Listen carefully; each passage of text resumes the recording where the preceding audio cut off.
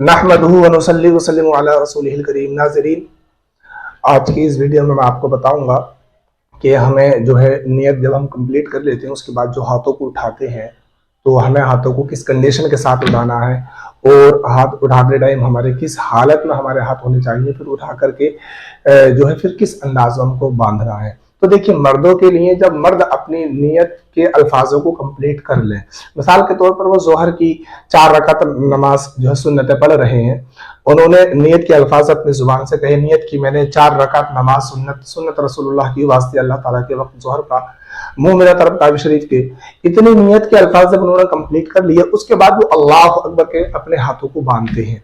तो देखें, जब वो लफ्ज अल्लाह अकबर कहने के लिए अपने हाथों को उठाए तो हाथों को उठाने के लिए मर्दों के लिए ये है कि वो दोनों हाथ अपने कानों तक ले जाएं, यानी ये दोनों अंगूठे उनके कानों की लो से टच हो जाने चाहिए, छू जाने चाहिए, ये खासकर ख्याल रहे।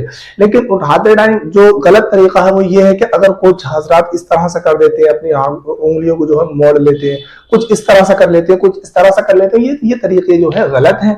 सही और दुरुस्त तरीका ये है कि अपने जो दोनों हाथ है, तुम्हारे दोनों हाथों की हथेलियां किबला रू होनी चाहिए, और जो ये उंगलियां हैं, ये उंगलियां ना ज्यादा कुशादा हो ना ज्यादा मिली हुई हो, बल्कि अपनी हालत पर ये इनको छोड़ देना चाहिए।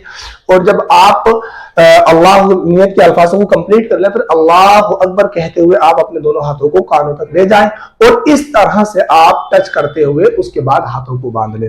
ये खास का ख्याल रहे कि आपने जब नियत के अल्फाज कंप्लीट कर लिए तो फिर आपके हाथ नीचे हैं और अल्लाह अकबर आपने कह दिया, उसके बाद आप हाथ उठा करके बांध रहे हैं, तो ये तरीका भी गलत है।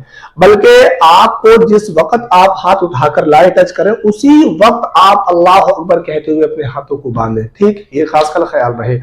अच्छा, अल्लाह अकबर ये जरूरी है, इसको ध्यान रखें, ये लफ्ज अल्लाह अकबर तकबीर तहरीमा जो हम करते हैं ये जरूरी है। ये तकबीर तहरीमा फराइज में भी शुमार किया जाता है, शराइत में भी शुमार किया जाता है। यानी कि अगर हमने अल्लाह अकबर ये तकबीर नहीं कही शुरू की तो हमारी नमाज ही नहीं होगी। इस बात को आप खासकर ख्याल रखें।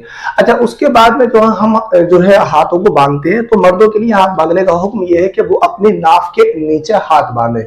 हाथ पहले हमारा बायां हाथ हो, उसके ऊपर से हमारा दाहिना हाथ हो, यानी दाहिना हाथ की जो ये हमारी हथेली है बाएं हाथ की पुष्ट पर इस अंदाज में रखी हो, और ये कनकी उंगली और अंगूठा है इसका हल्का बना करके इसकी कलाई को पकड़ लिया जाए बाएं हाथ की।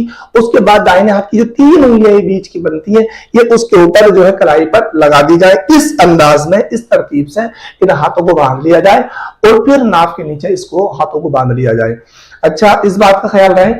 अब उसके बाद में जो है फिर वो नमाज शुरू करते हैं। जो नमाज में पहली चीज पढ़ी जाती है जिसको हम सना कहते हैं, ठीक है, वो बिस्मिल्लाहिर्रहमानिर्रहीम पढ़ करके अपनी नमाज को शुरू करें, सना को शुरू करें। मैं सना भी कहलवाए देता हूं, सुब्हानक अल्लाहुम्मा व बिहम्दिका व तबारक अस्मुका व तआला जद्दुका व ला इलाहा गैरुक।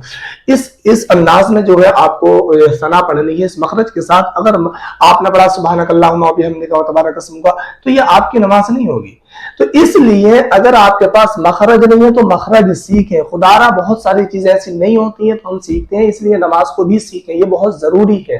तो ये सुबहाना सना पढ़ें। यहां तक इंशाल्लाह आप जब पढ़ लेते हैं तो अगला स्टेप है वो मैं आपको नेक्स्ट वीडियो में उसको समझाने की कोशिश करूंगा। आज मैंने आपको ये समझाया कि किस तरह से हाथों को ऊपर को ले जाना है, किस तरह से कहां टच करना हो, किस तरह से हमको बांधना है। हाँ, खासकर ख्याल है कि यहाँ पर औरतों के लिए हुक्म नहीं है, बल्कि लेडीज अगर उनको नियत जो है हाथ बांधना तो सिर्फ उनको जो हाथ उठाना है ना वो इन कंधों तक उठाना है, यानी कि जो काने हैं हमारे शोल्डर इन तक उनको हाथ उठाना, उनको कानों तक हाथ ले जाने की इजाजत नहीं है। और उसके बाद उनको जो हाथ बांधना है वो नाफ के नीचे नहीं बांधना है, वो तरीका उनके मर्दों के लिए है। और कानों तक हाथ उठाना ये तरीका भी मर्दों के लिए है। औरतों के लिए शोल्डर तक हाथ उठाना, उसके बाद जो है ये सीना जो है उसके जस्ट नीचे वो अपने हाथों को बांध लें, ये लेडीजों के लिए है। बाकी वो जेंट्सों के लिए है जो मैंने उससे पहले बयान किया। तो इंशाल्लाह मैंने इसमें आसान और आसान तरीके से आपको बताने की कोशिश की, लेकिन आप भी याद करने की कोशिश करें।